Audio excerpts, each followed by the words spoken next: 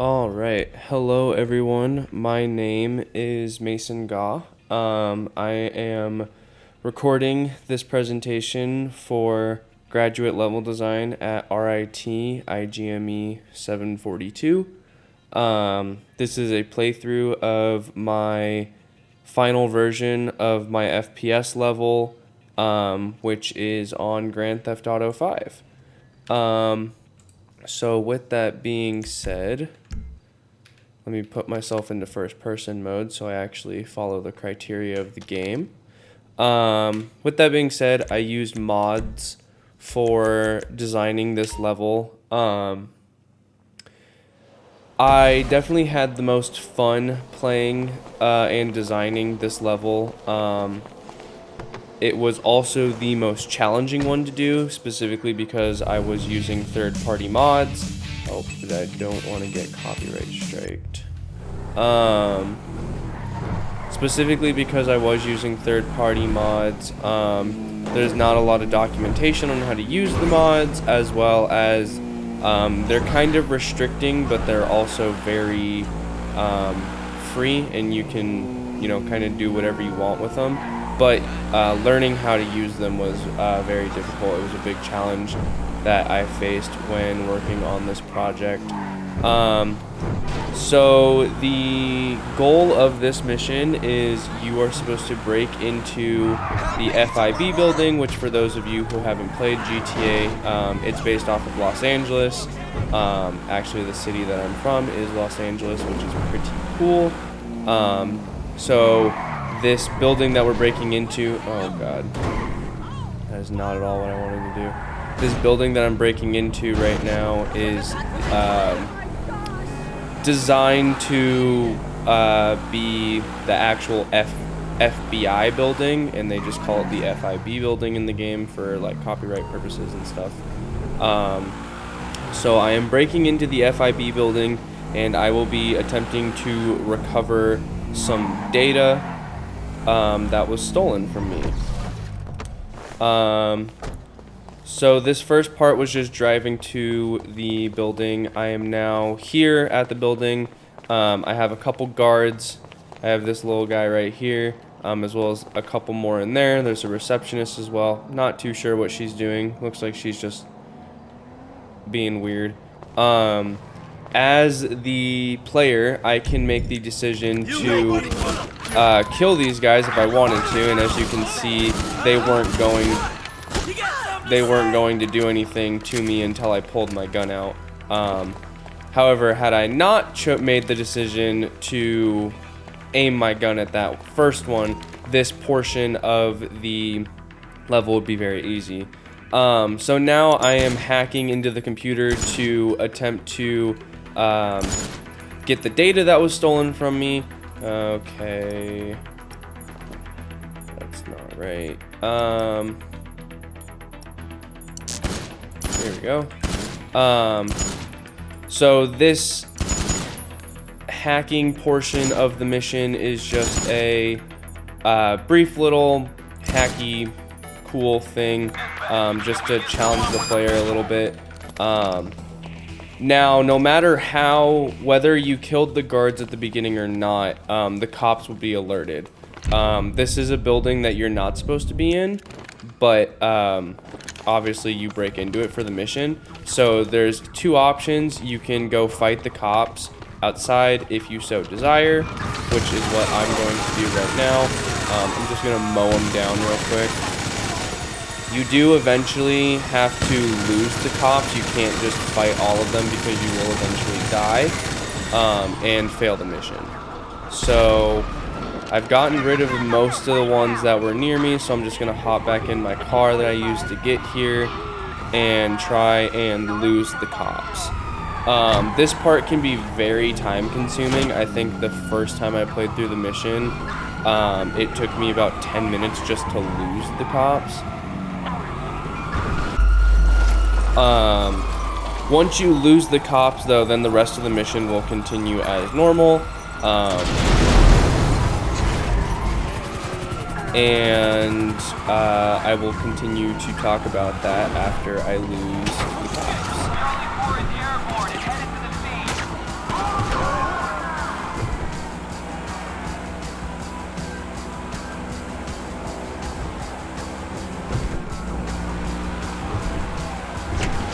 one of the reasons for choosing to design the mission this way is because the players can really choose to control the flow and pacing on their own just by determining whether or not they want to eliminate those cops at the beginning, or I guess the guards at the beginning. Obviously, I went for the much harder and crazier pacing because I was silly and aimed my gun at the cops, which ultimately is not helping me at the moment. Very well could die right now, but that's something we'll deal with when we get there. These helicopters are super annoying, by the way, but yeah, so just gonna tumble down this hill.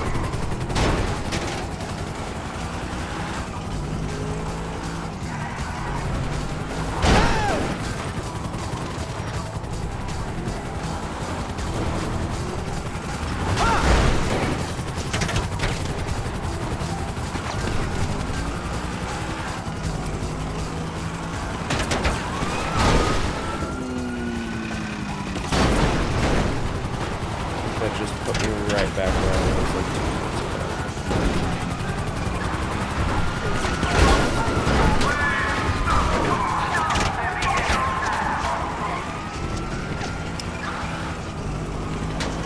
So I'm currently at 4 stars as far as the police chasing after me.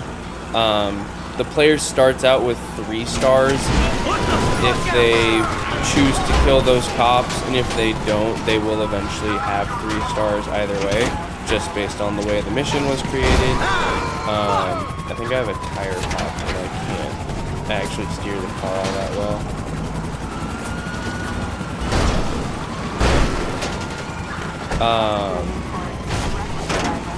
But yeah, as I said, the pacing does allow for the players to kind of choose their own pacing, which does make it a little more fun because some people may want the challenge that I'm currently facing, while others may want the easier route of just being able to go and do the little hacky thing and then evade the cops relatively easily.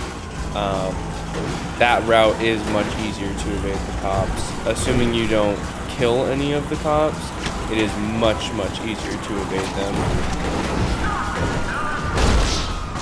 Oh. Alright, well, now that I've showed you the difficult way, I think I'm going to go and show you the easy way. So I will be restarting this level, and hopefully I can actually get through the entire thing this time.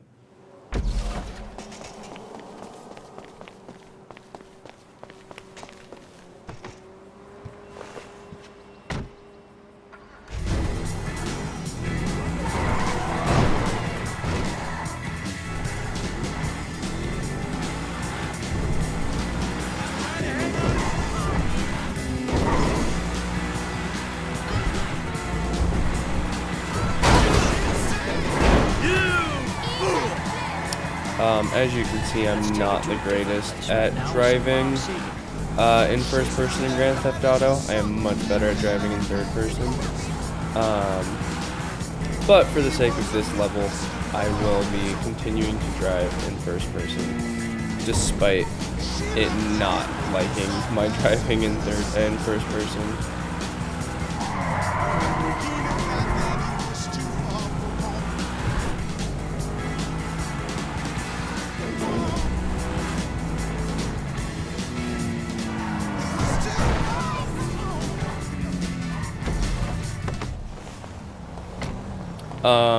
So as you can see, the text on the bottom, that is your current objective in the mission.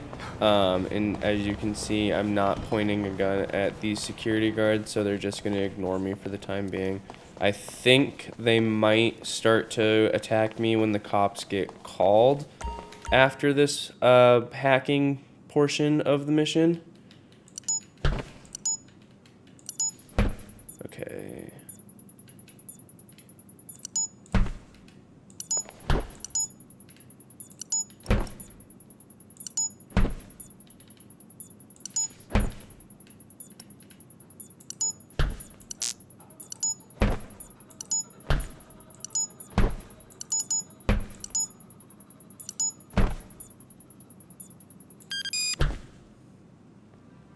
So now you can see the cops have been called.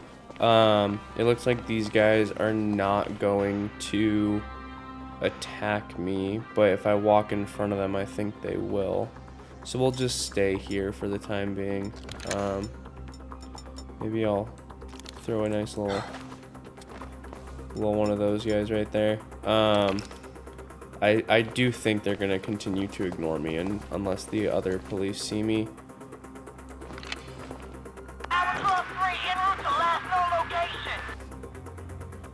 Oh, they're coming to find me, so I'm gonna go down here. This door that I just walked through does stay locked up until you do the hacking, as well as the next objective is actually down here, and you won't be able to get the next objective until you lose the cops.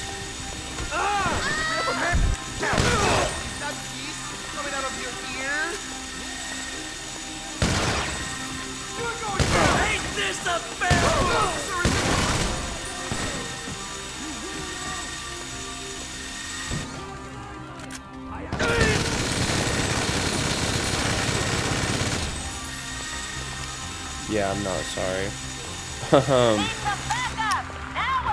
Hopefully I can get out of here. This is definitely going to be tricky. As you can see, I'm now at 4 stars. There's the helicopter. Let's see if I can destroy it.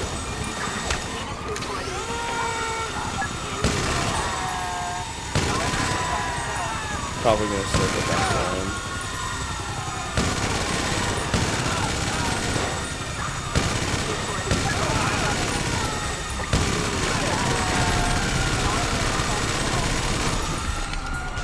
I'm gonna go run away. Hopefully I can get to a good hiding spot. That's all losing the cops really is hiding in the right spot.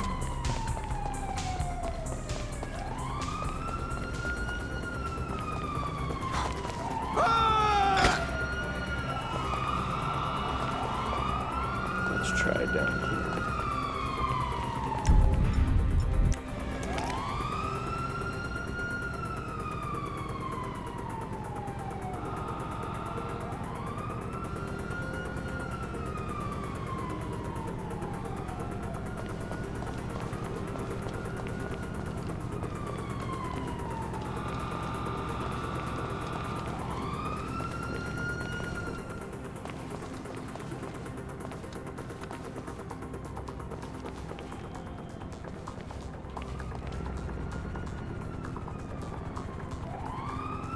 It does take a while for the cops to stop looking for you. So long as the stars are flashing like they currently are and they don't find you, they will eventually stop looking for you, but it looks like they found me right when I'm not paying attention and tried to explain something.